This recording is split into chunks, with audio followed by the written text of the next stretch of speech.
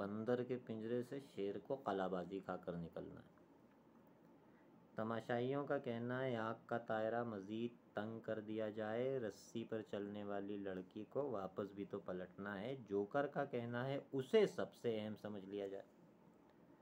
Ring master की सीटी और छड़ी आपस में दोस्त नहीं बन सकते, बाकी सब जानवरों से भी दोनों की पुरानी दुश्मनी है। छड़ी से डरने वाले कभी अच्छा रख नहीं कर सकते, छड़ी से डरने वाले कभी अच्छा रक्स नहीं कर सकते। और सीटी की आवाज़ आज तक सिर्फ सांपों ने सुनी।